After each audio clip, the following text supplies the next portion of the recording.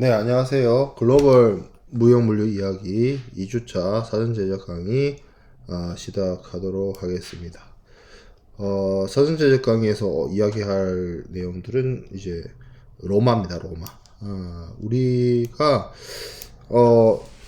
우리라고 표현하면 좀 그렇긴 한데 유학생들도 있으니까 한국 사람들이 봤을 때 그 로마라는 게 뭐 그냥 이탈리아에 있는 대도시, 역사가 오래된 대도시 로마 정도라고 생각할 수도 있는데, 이 로마라고 하는 것 자체가 유럽에서 기반한 어떤 그 서구권, 유럽 서구권 사람들의 인식 속에서는 어떻게 보면 그들의 어떤 가치관이나 세계관, 이런 것들을 완성하는 데 있어서 소위 말하는 그리스도교, 기독교의 영향만큼이나 중요하고 큰 부분을 차지하고 있는 게 로마입니다. 왜냐하면 이 로마가 오랜 기간, 정말 오랜 기간 동안 유럽의 많은 지역을 점령하고 다스렸고, 그때 만들어진 어떤 체계라든지 그런 것들이 오랜 기간 동안 지속이 되었고, 그 인프라나 그 영향력 하에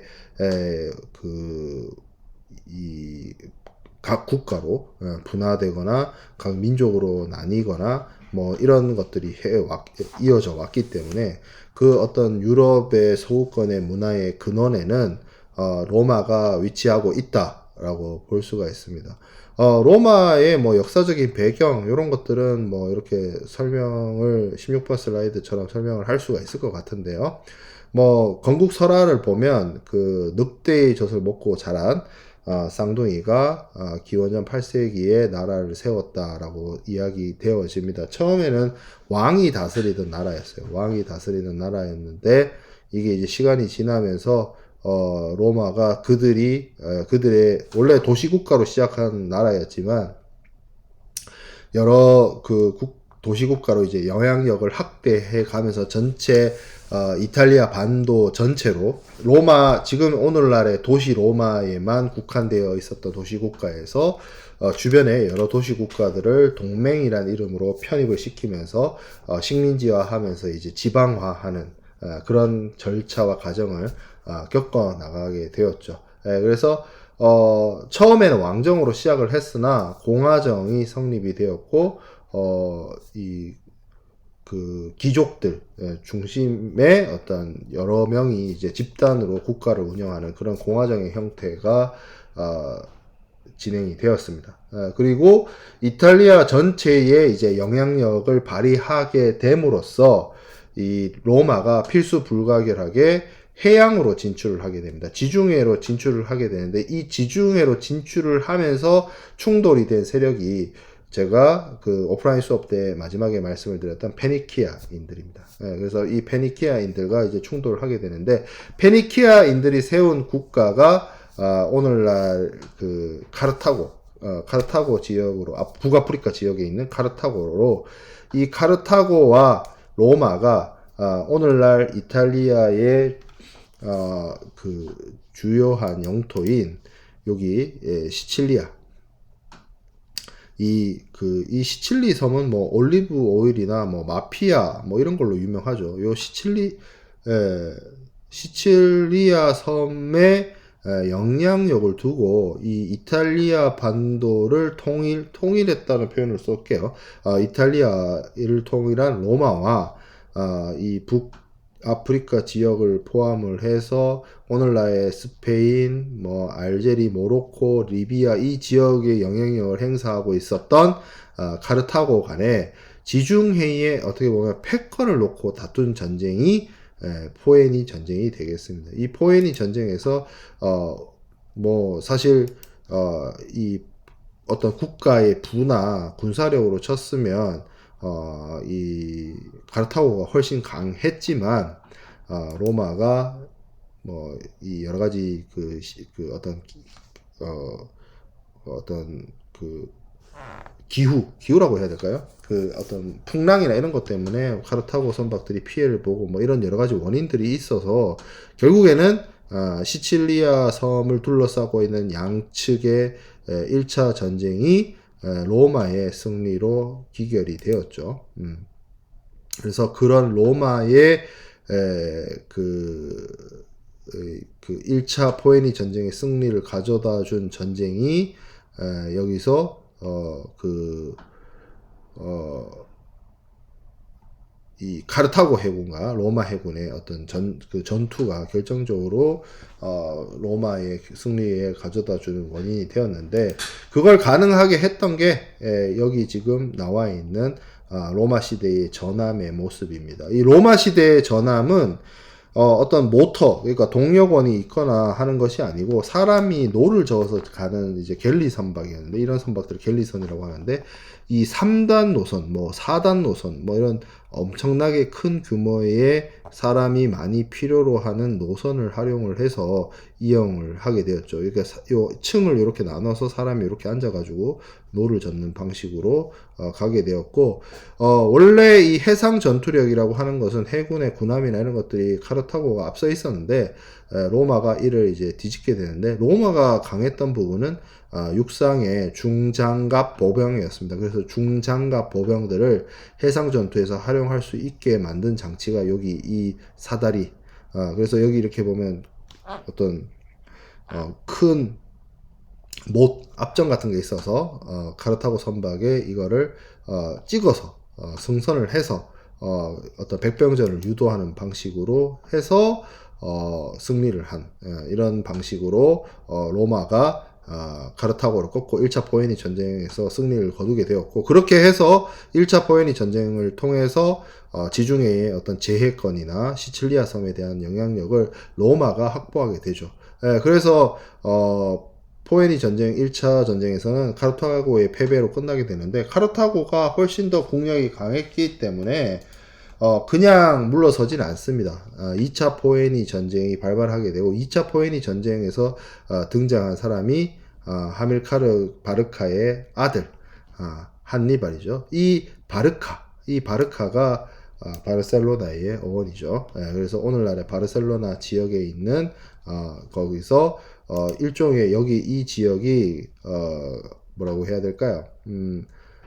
카르타고의 식민지 같은 곳이었는데, 여기에 있던 병력을 이끌던 장군, 그 유명한 한니발이 피레네 산맥과 알프스를 넘어서 이탈리아 반도 내로 직접 공격을 하게 되죠. 그러니까 1차 포에니 전쟁에서 이 시칠리아 섬을 둘러싼 전쟁에서 해전에서 로마가 승리함으로 인해서 이 지중해 바다를 누가 장악하게 되었습니까? 로마가 장악을 하게 되었죠. 그래서 이 해상력이나 해군력을 동원해서 로마를 정복하는 것이 힘들어지니까 육지를 통해서 로마를 공격을 하고자 했던 게 한니발 장군의 생각이었죠. 이게 뭐 오늘날에도 해상을 지배하고 해상의 영향력을 강하게 가지는 것 자체가 보면 굉장히 중요한 이슈가 됩니다. 바다를 지배하는 자가 세상을 지배한다는 말이 있습니다. 그거는 오늘날에도 마찬가지예요. 전 세계에서 가장 강한 해군력을 가지고 있는 나라가 전 세계에서 가장 큰 패권을 가지고 있는 국가입니다.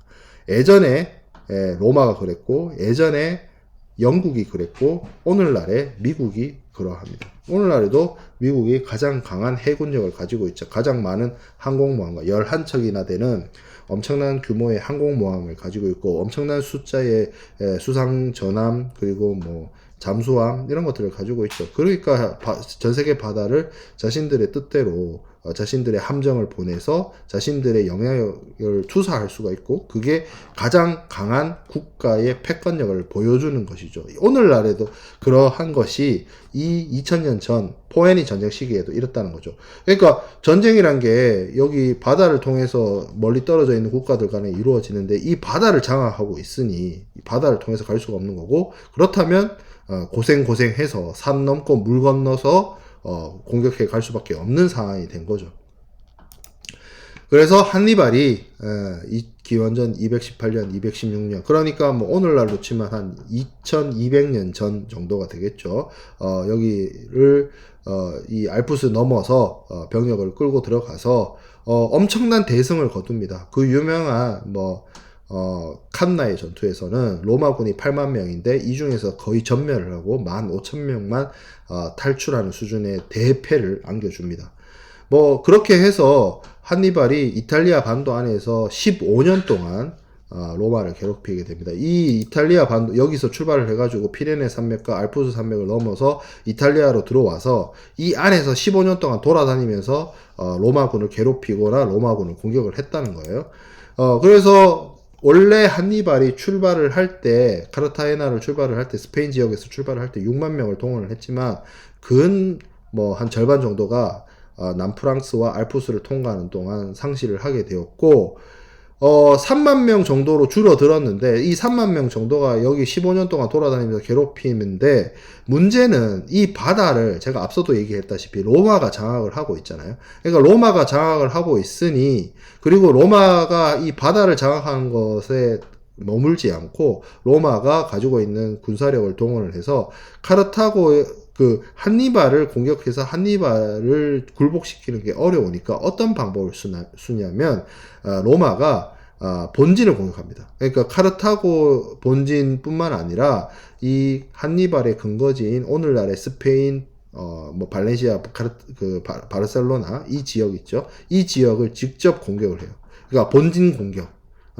한니발하고 정면으로 승부를 하면 한니발한테 박살이 나니까 한니발의 어떤 군수 지원이라든지 추가적인 병력을 지원을 해줄 수 있는 근거지를 공격을 하는 방식을 선택을 합니다.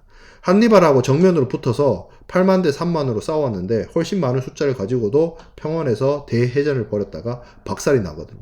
예, 그래서 그런 방식을 쓰고 또 이렇게 생각해 볼 수 있어요. 한니발이 이렇게 이탈리아로 쳐들어갔는데 15년 동안 로마를 괴롭히기만 하고 실제로 로마를 점령하지는 못했네? 라는 생각이 들 수 있습니다.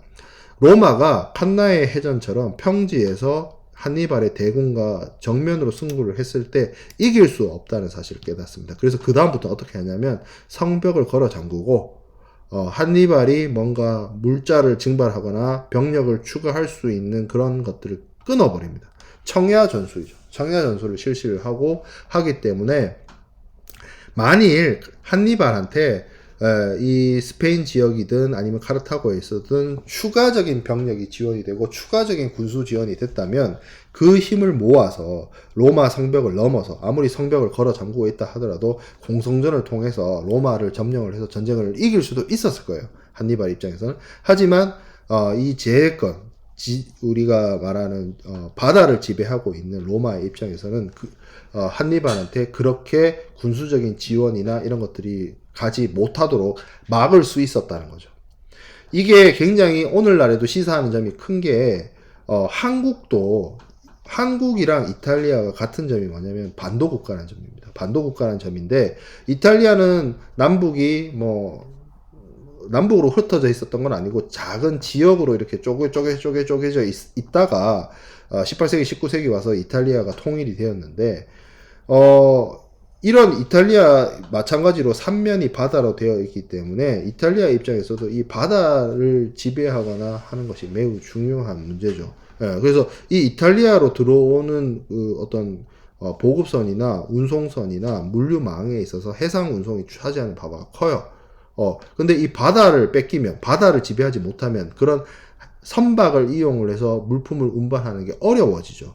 그러면 이탈리아 입장에서 물품이 바다를 통해서 들어오지 못하게 된다라고 쳤을 때 들어올 수 있는 루트는 육지밖에 없는데 이 육지는 알프스 산맥이 가로막고 있습니다.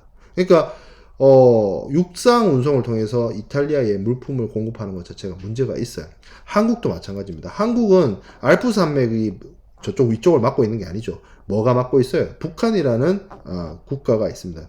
그렇기 때문에 북한을 통해서 한국은 물자를 수입을 해오거나 물자를 수출할 수가 없어요. 한국은 오로지 바다를 통해서 혹은 항공기를 통해서밖에 물류를 할 수가 없다는 거죠. 그러면 그 해상 운송망과 항공 운송망이 차단이 된다면 한국은 외부에서 물자나 이런 자원들을 수입해 올 수가 없게 되는 거고 말 그대로 굶어 죽을 수밖에 없는 거죠. 이탈리아 이 반도 안에 한니발이 엄청난 군사력을 가지고 있는 한니발이 백전불태의 명장이 15년 동안 돌아다니면서 괴롭히는데 이탈리아가 버틸 수 있었던 거는 바다를 자기들의 바다로 운용을 하면서 물자나 인력을 수송할 수가 있었기 때문에 반대로 한니발이 이탈리아에 그렇게 큰 전공을 세우고 승리를 거둬도 결국에는 전쟁을 승리로 이끌지 못했던 거는 후속되는 군수 물자나 지원, 추가 병력의 지원을 받지 못했다는 거죠. 그래서 결국에는 더 나아가서 로마는 카르타고 본진을 공격을 합니다. 스페인을 공격하는 것도 했고 진짜 본진, 카르타고 본진, 북아프리카로 쳐들어가는 거죠. 그리고 거기서 젊은 스피키오라는 장군이 자마 전투에서 한니발에게 칸나의 전투에서 겪었던 피해를 고스란히 돌려줍니다. 그래서 2차 포에니 전쟁을 승리로 이끌게 되죠. 이 전쟁을 통해서 지중해 세계에서의 가장 강력한 강국으로서 패권을 잡게 되는 국가가 로마가 되고, 이 이후에 포에니 전쟁 이후에 그리스라든지 이집트라든지 스페인이라든지 북아프리카 지역에 영향력을 투사하게 되고 로마가 지중해 지역에 어떤 세계 제국을 건설하게 됩니다. 그래서 이 지중해 지역에 전역을 다스리는 국가가 되면서 로마에 의한 평화, 박스 로마나가 시작이 되는 거죠. 이 로마가 이런 어떤 군사적 투쟁과 영토의 확장을 통해서만 세계 제국이 된 것도 있지만, 그 외에도 로마가 이 대제국을 유지하고 건설하는 데 있어서 여러 가지 영향을 준 것들이 몇 가지가 있는데, 첫 번째가 또 추가적으로 이야기해 볼 수 있는 부분이 길입니다. 로마는 자신들이 점령하거나 지배하는 속주, 식민지를 속주라고 했는데, 이 속주로 나아가거나 아니면 어떤 이민족이나 이런 것들을 물리치기 위해서 군사를 진군시키는 데 있어서 가장 먼저 한 행동이 길을 닦았어요.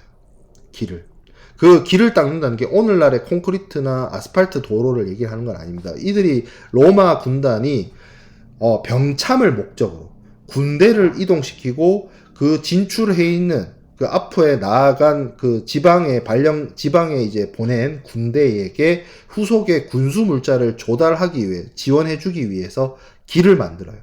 그 길이 오늘날에도 남아 있습니다. 이게 오늘날에 그 남겨진 로마 시대의 도로망의 오늘날의 모습이에요. 오늘날에도 남겨져 있어요. 이게 지금 보면 뭐 아스팔트나 콘크리트로 만든 건 아니지만 네모 반듯한 돌을 이렇게 잘 깔아서 길이 원만하게 여기에서 뭐 사람이 다니거나 말이 다니거나 마차가 다닐 수 있게 길을 만들어 놓은 거죠. 로마 시대 때 자동차가 있지는 않았을 테니까. 그래서 이 만들어져 있는 로마의 도로를 이렇게 단면을 살펴보면 이런 식으로 만들어졌다는 겁니다. 밑에 기반이 되는 암석을 깔고 또 작은 모래나 자갈을 깔아서 완충지대를 만들고, 그리고 이 표면이 평평한 돌을 쌓아서 이제 표면부를 구성을 했는데, 여기 보면 우리 오늘날의 도로 만들듯이 이 가운데 부분을 조금 높게 만들고 이 가장자리 부분을 좀 낮게 만들어서 무엇을 고려를 했냐면, 비가 왔을 때 배수까지 고려를 해서, 예를 들어서 여기 가운데 부분을 좀 낮게 만들고 가장자리를 높게 만들면 물이 여기 가운데 고이겠죠. 그리고 그 고인 물들이 오랜 기간 동안 쌓이게 되면 이 돌이나 이런 데에 어떤 데미지를 가하게 되는데, 그렇지 않도록 빗물이 밖으로 흐를 수 있도록 이런 어떤 구조까지 만들어져서 튼튼하게 그 도로를 구성을 했고, 그 도로망이 로마에서 시작해서 로마가 지배하고 있는 전체 영토로 이제 뻗어나가게 됩니다. 그리고 로마는 이 도로망을 최대로 늘렸을 때 간선도로 기준으로 29개의 간선도로망이 구축이 되었고, 29개의 간선도로망이 있었다는 것은 이 유럽 전체에 29개의 로마 군대가 만든 고속도로가 깔렸다는 것을 의미합니다. 이 전체 길이가 86,000km예요. 86,000km. 서울에서 부산까지가 400km 조금 넘죠. 근데 그거를 지금 뭐 200배? 예. 그렇죠. 예. 그 정도 길이의 군사용 도로를 만들었죠. 이게 목적이 군사용 도로였기 때문에 어떤 매복할 수 있는 적들이나 이런 것들이 활용해서는 안 되기 때문에 사방에 확 트여 있고 사주 경계가 잘 되고 하는 그런 곳으로 지나가게 되고, 필요하면 계곡을 이렇게 예를 들어서 이렇게 생각해 보면 되죠. 도로를 만들 때 산을 끼고 이렇게 만들면 예를 들어서 적이 공격을 한다. 이게 처음에 만들 때는 군사용 목적이었어요. 그래서 산 계곡으로 이렇게 가게 되면 적이 공격할 수 있도록 매복이 쉬워지죠. 그래서 이 도로를 만들 때 조금 평지로, 그리고 산악 지역을 통과한다라고 하면 뭐 다리를 만들거나 해서 주변에 매복할 수 있는 군사들을 숨기지 못하도록 그렇게 건설이 되었습니다. 그래서 다리를 만들거나 산을 절단을 해서 만들었죠. 그래서 작은 돌을 쌓아서 굳히고 도로 표면에는 넓고 납작한 돌을 깔았다라는 거죠. 그리고 이것을 운영하기 위해서 역참 제도를 운영을 합니다. 그래서 도로가 있으면 오늘날의 고속도로 휴게소처럼 40km, 50km마다 역참을 설치를 해서 거기서 말과 마차를 갈아타거나 간단한 식사를 하거나 휴식을 할 수 있는 그런 제도를 운영을 했다는 거죠. 이걸 통해서 이 넓은 땅을 통치하고 지배하고 그 먼 곳에 떨어져 있는 식민지까지 로마의 어떤 영향력과 정책과 제도를 투사할 수 있는 그런 영향력이 되었다라는 점을 우리가 알 수가 있습니다. 자, 이 로마는 그래서 도시로 보면 이 전성기 때, 예를 들어서 그 아우구스투스 황제 때, 초대 황제죠. 아우구스투스가 존엄한자. 그래서 제2 기원전 27년에서 기원 후 14년 정도에 제국의 수도로 발전을 하게 되는데, 이때 인구가 100만 명 정도 되었다고 합니다. 100만 도시였어요. 100만 도시. 2000년 전에. 그래서 이 정도 인구가 있다라고 하면 로마라고 하는 이게 100만 명이면 뭐 부산보다 훨씬 작고 울산 정도 되는 인구니까 뭐 그렇게 여러분들한테 와닿지 않을 거라고 생각이 드는데, 오늘날의 도시, 예를 들어서 서울이 뭐 1000만 명, 뭐 부산이 뭐 한 300만 명, 뭐 이렇게 얘기를 하잖아요. 근데 이렇게 생각해 봐야 돼요. 부산이나 서울 같은 우리 오늘날의 대도시들은 인구가 주로 어디에 거주하고 있습니까? 많은 부분이 아파트라고 하는 공동주택에 거주하고 있죠. 그러면 아파트라고 하는 건축물은 땅을 차지하고 있는 부분은 적어요. 그렇지만 높게 지어서 용적률을 엄청 늘려서 많은 수의 사람들이 살고 있죠. 근데 예를 들어서 아파트에 아파트 한 동에 한 300세대가 있다라고 칩시다. 그 300세대가 1층짜리 집에서 산다라고 치면 차지할 수 있는 평수가 엄청 작아질 거예요. 이해되죠? 무슨 말인지? 그러니까 오늘날의 도시는 그 높은 콘크리트와 철골 구조로 인해서 높이 올라가는 방식으로 용적률을 해결을 하고 사람들이 거주할 수 있는 공간과 생활 공간을 해결을 합니다. 근데 로마라고 하는 곳은 이 시대 2000년 전에는 뭐 높은 빌딩이 있을 수가 없죠. 아마 높게 지어봐야 이 시대의 건축 기술로는 뭐 콜로세움 정도의 높이일 겁니다. 그리고 콜로세움도 그것이 주거용 건물이 아니죠. 그렇기 때문에 100만 명이 거주를 한다라고 하는 것은 오늘날로 치면 뭐 제가 생각할 때는 한 4, 500만 명? 아니 1000만 명? 육박하는 인구 대도시라고 생각이 들어요. 그 밀집의 정도로 치면 1000만 명 정도, 오늘날의 1000만 도시하고 맞먹는 수준이 아닐까 싶은 생각이 듭니다. 밀적의 정도로 치면. 그러다 보니까 이 사람들을 먹여 살리는 문제가 돼요. 자급자족이 안 되는 거죠, 쉽게 말해서. 그래서 이 100만 명의 식량을 어떻게 했느냐? 지난 시간에 얘기했던 이집트의 밀을 가져오는 방식으로 공급을 했습니다. 그래서 그냥 무상 배식을 했어요. 그냥 뭐 여러분들 무상 배식, 뭐 급식 이런 거 많이 했죠. 중학교, 고등학교 때. 이거는 로마는 15만에서 17만에 이르는 가구니까 한 패밀리를 얘기하는 거죠. 패밀리 안에 뭐 4-5명씩 있었을 거니까. 그래서 이 인구에게 이제 그 곡물을 빵을 쉽게 말해서 무료로 공급해주는. 여러분들 그 왜 로마 얘기할 때 보면 빵과 서커스 뭐 이런 얘기 하잖아요. 무료로 제공되는 빵과 서커스를 제공을 해서 로마 시민들을 만족을 시키고 불만을 잠재우고 뭐 그런 이야기들을 로마와 관련된 다큐멘터리나 로마와 관련된 서적에서 여러분들이 읽을 수가 있어요. 그래서 이 전체 시민들 중에 3분의 1이 무상 배식에 의존을 했다라는 기록들이 남아있죠. 그래서 이 로마 제국이 전성기를 유지하고 있는 동안 이 로마의 도시와 식민지가 5,000개가 넘었고 제국의 해군이 여러 군데를 다니면서 식량과 곡물을 운반을 했다라는 기록들이 남아 있습니다. 자, 그래서 이 초대 황제인 아우구스투스가 제정을 수립한 날로부터 한 200여 년 동안 전 세계 이 넓은 대륙의 넓은 영토에 영향력을 미치는 막강한 제국으로서 역할을 수행을 하게 되는데요.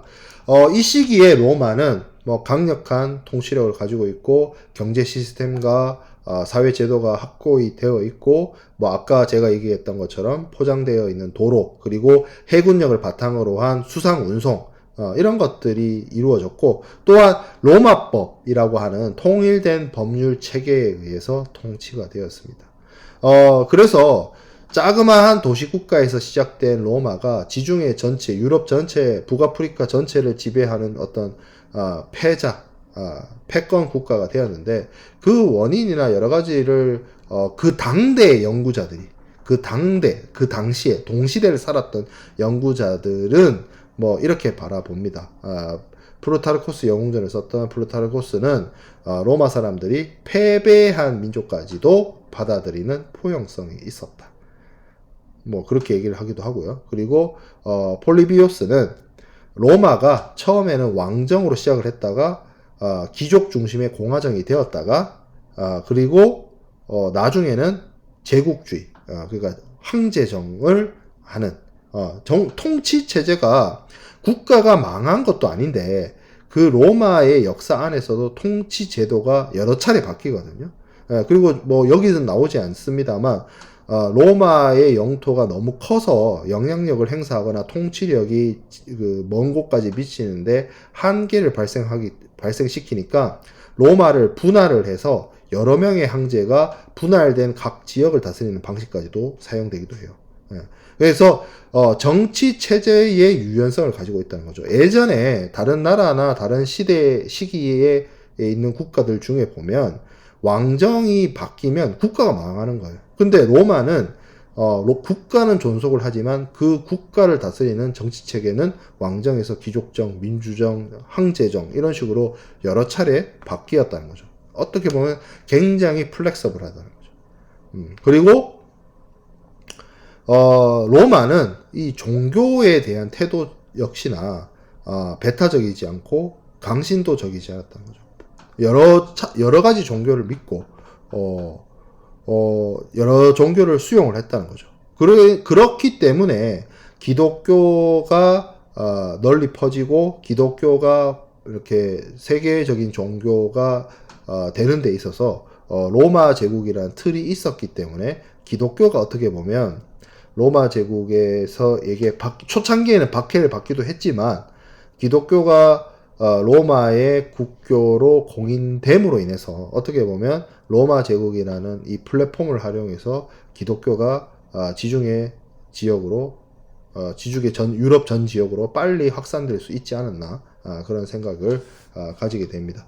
자, 그래서 로마의 전성기 때의 영토를 살펴보면 오늘날의 영국에서부터 시작해서 프랑스, 벨기에, 스페인, 포르투갈, 북아프리카, 이탈리아, 뭐 크로아티아, 유고, 뭐 오스트리아, 그리고 발칸반도, 그리스, 터키, 티르키예, 이집트, 레반트 지역까지 영향력을 행사를 했다라는 것을 알 수가 있습니다. 로마는 그렇게 아우구스투스 초대 황제 시대부터 시작해서 200~300년 동안 엄청난 전성기를 누리게 됩니다. 그렇지만 이렇게 달이 차면 기울게 되겠죠. 달이 차면 기울듯이 어떤 이제 이민족의 반란이라든지 뭐 이런 문제들, 경제적 문제라든지 이런 문제들, 부정부패나 이런 문제들이 발생을 하면서 서서히 국가의 체계가 망해가게 되는데 망해가게 되면서 나타나는 방법 중에 하나가 나라를 이렇게 쪼개서 여러 명의 황제가 최대 많을 때는 그러니까 정제부제 그러니까 정이 이제 발을 정해서 그 대표 부가 뭐 부사장 할 때 부자를 써서 정제 부제 이런 표현을 써요. 그래서 항제를 4명을 둡니다. 동쪽에 정제 부제, 서쪽에 동제 그 정제 부제 이렇게 해서 항제를 4명을 둬서 분할 통치를 하기도 해요. 뭐 그런 식으로 국가가 유지되고 존속이 되다가 이제 패망의 길로 접어들게 되죠. 로마는 이렇게 큰 넓은 땅에서 하나의 경제권을 형성을 했기 때문에 페르시아 제국처럼 화폐 제도를 발전을 시켜서 이를 통해서 경제 활동을 했습니다. 농업은 노동에 처음에는 의존을 하다가 나중에는 이 노예를 바탕으로 한 대지주들이 활동을 하다 보니까 이제 소작농들이 경제력을 가지지 못하게 되어서 그런 문제들이 있었고, 그리고 이 로마는 결국에는 무역에 있어서는 로마인들이 직접 하기보다는 시리아인이라든지 아라비아인이라든지 유대인이라든지 이런 사람들을 이용을 해서 무역을 하게 됩니다. 그리고 이 시기에는 인도하고의 무역을 하거나 해서 그 여러 가지 물건들이 로마로 들어오고 로마의 물건이 실크로드나 해상 루트를 이용을 해서 아시아 지역까지 넘어가기도 하는 방식으로 무역을 하기도 했습니다. 자, 그렇게 해서 로마 제국이 성장을 하다가 서기죠. 235년부터 284년 동안 50년 동안 26명의 황제가 즉위하기 시작합니다. 일종의 내분, 권력 다툼 이런 것들이 시작되게 됩니다. 건국 초기에 시민 무장병에 의해서 포에니 전쟁을 승리로 이끌었던 그런 어떤 노블리스 오블리제는 사라지고 아무도 이제 군대를 가지 않아서 군대는 용병으로 대체되고 그리고 그렇게 약해진 군사력 속에서 식민지인 속주들은 반란을 일으키고 국경 밖의 이민족은 침입을 해오고 이런 식으로 군사력이 약해지고 경제력이 약해져 가면서 서서히 쇠락해져 가게 시작됩니다. 그래서 군대가 많이 필요로 하고 전쟁도 많이 필요로 하다 보니 돈이 많이 필요했겠죠. 돈이 많이 필요로 해서 어떤 재정 적자에 많이 시달리게 되는데 이를 해결하는 방식이 어떻게 했냐면 금화와 은화가 있는데 발행되는 금화와 은화의 금은 함량을 낮추는 방식으로 대응을 합니다. 예를 들어서 100g을 이용을 해서 예전에는 은화를 만들었다고 하면 그 은화 하나 만드는 데 들어가는 은의 함량을 줄이기 시작을 하는 거예요. 그런 방식으로 화폐의 가치를 떨어뜨려 버립니다. 스스로. 그렇게 되면 물가가 당연히 올라가는 인플레이션이 발생할 수밖에 없죠.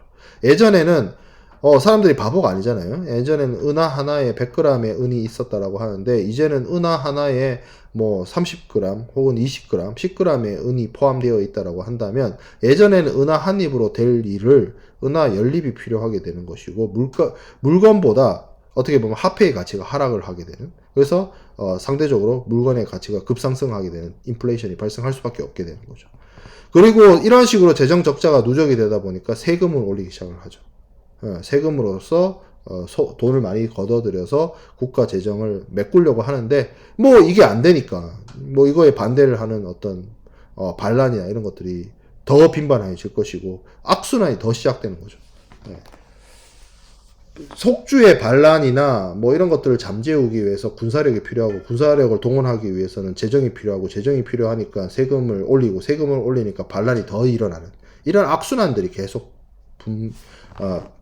진행이 되게 됩니다. 그래서 이 상황을 해결하기 위해서 그 유명한 컨스탄티누스 황제가 서기 330년에 로마에서 수도를 비잔티움, 오늘날의 이스탄불로 옮기게 됩니다. 그래서 오늘날의 이스탄불이지만 이게 예전에는 그 그리스 로마 초창기 때는 비잔티움이라는 이름을 가지고 있었고 이게 이제 콘스탄티누스 황제에 의해서 로마의 수도가 된 이후부터는 비잔틴 제국의 수도로서 콘스탄티노플이라는 이름으로 불리게 되었고요. 콘스탄티노플에서 나중에 그 오스만 투르크에 의해서 이슬람 오스만 제국이 다스리는 도시가 된 이후부터는 이스탄불이라는 이름으로 불리게 되죠. 자, 그래서 아까 제가 설명을 드렸던 것처럼 화폐 가치의 하락과 물가의 지속적 상승으로 일어나는 현상이 인플레이션입니다. 뭐 돈이 너무 많이 풀렸거나 아니면 물건이 부족해서, 그러니까 상품 공급이 부족해서 주로 발생을 합니다. 오늘날에도 인플레이션이 물가 상승, 이거 엄청난 심각한 문제잖아요. 그러니까 예전에 뭐 짜장면 한 그릇에 뭐 2,000원, 3,000원 하던 게 오늘날에는 뭐 10,000원을 줘야 짜장면 한 그릇 먹을 수 있다. 이런 얘기들 여러분들 경제 기사나 경제 뉴스를 통해서 많이 접하게 됩니다. 이게 물가 상승이라는 게 결국에는 사람들의 경제 현황이나 상황을 어렵게 만드는 원인 중에 하나거든요. 그래서 물가 상승이 많이 이루어지게 되면 사람들의 어떤 체감하는 경기나 민생이 어려워지게 되고, 이것이 결국에는 불만이 정치적 불만으로 이어지게 되고, 뭐 어떤 국가의 어떤 몰락이라든지 뭐 혁명이라든지 반란이라든지 뭐 이런 것들이 이루어지기도 합니다. 반대로 인플레이션 반대도 있어요. 그게 이제 물가가 계속 떨어지는 그런 것들을 이제 디플레이션이라고 하고, 현실 생활에서는 잘 안 일어납니다. 오늘날에는. 근데 이제 엄청나게 경기가 침체돼서 뭐 아무것도 할 수 없는 상황이 돼야 디플레이션 상황이 발생하는데, 디플레이션은 잘 안 일어나고, 진짜 오늘날에 많이 일어나는 것 중에 하나가 스태그플레이션이라고 합니다. 경기는 침체인데 경제는 활성화가 안 되는데 물가는 상승하는 그런 상황을 스태그플레이션이라고 하죠. 인플레이션, 디플레이션, 스태그플레이션에 대한 정보들은 여러분들이 국제통상 전공에서 경제 이해나 경제학, 미시 경제학, 거시 경제학 수업을 통해서 조금 더 자세하게 확인을 해 볼 수가 있을 것 같아요. 이 시기에 은하의 함량 가지고 이제 장난을 친 거를 보면 240년대, 250년대, 260년대, 270년대에 발행된, 그러니까 이 군인 황제 시대, 요 로마의 쇠락 시기에 만들어진 로마 은하의 사이즈를 딱 보면 알죠. 작아지기도 작아지고, 색깔 자체가 여기 240년대 나온 거는 함량이 40% 정도 되었는데, 한 이 정도 오면 함량이 5% 미만인 거죠. 이건 더 이상 이제 은하라고 볼 수가 없는 수준까지 떨어지게 됩니다. 이런 식으로 했기 때문에 화폐의 가치가 떨어질 수밖에 없었던 거죠. 이런 경제적 사정에다가 뭐 여러 가지 역병이라든지 내부 반란이라든지 게르만족 외부에서의 침입이나 이런 것들로 인해서 결국에는 여러 가지 복합적인 위기로, 국가가 이 오늘날의 로마가 뭐 하루 아침에 만들어진 것도 아니지만 무너질 때도 하루 아침에 무너지지 않습니다. 여러 가지 사회적 혼란과 어려움 속에서 해결책을 찾고, 그 중간에 해결책을 찾으려고 노력한 사람도 있습니다. 그 유명한 콘스탄티누스 황제, 제국의 어떤 새로운 전기를 마련하기 위해서 수도를 로마에서 콘스탄티노플로 옮기고 제국을 분할 통치하고 했지만, 결국에는 그것은 로마의 생명력을 지속하는 데까지는 성공했지만 다시 부흥시키기는 어려웠죠. 그래서 로마가 서로마와 동로마로 분열이 되었다가 서로마는 서기 476년 게르만 용병 출신인 오도아케르에 의해서 멸망을 하고, 동로마는 수도가 동쪽으로 옮겨갔는데 이 동로마는 1453년까지 명맥을 유지하게 됩니다. 비잔틴 제국이죠. 비잔틴 제국이라고 하지만 사실은 로마 제국의 일부였기 때문에 로마 제국의 역사를 1453년까지 보는 역사도 있습니다. 자, 그래서 로마 제국의 멸망의 가장 결정타, 특히 서로마 제국의 멸망의 결정타를 가져다 준 게 게르만족의 이동이고, 게르만족의 이동에 의해서 이제 밀려나다 보니까 이 인원들이 이제 로마 영내로 들어오면서 약탈이라든지 이런 것들을 하게 되고, 결국에는 오늘날의 서유럽 지역에 위치했던 소로마 제국이 멸망하게 되는 원인이 되었습니다. 자, 그래서 우리가 로마 제국에 대해서 쭉 살펴보았는데, 로마 제국에 대한 부분을 좀 살펴보면서 여러분들이 가져갈 수 있는 부분은, 오늘날이나 이 과거 2000년 전에도 해군을 이용한 해상 제해권, 그리고 해상을 제패를 해서 해상 패권을 가지고 있는 국가가 결국에는 패권 국가이다. 그리고 로마를 지배하는 데 있어서의 어떤 물류 네트워크, 이런 부분들을 여러분들이 좀 관심 있게 보았으면 합니다. 네, 여기서 2주차 사전 제작 강의 녹화 마치도록 하겠습니다.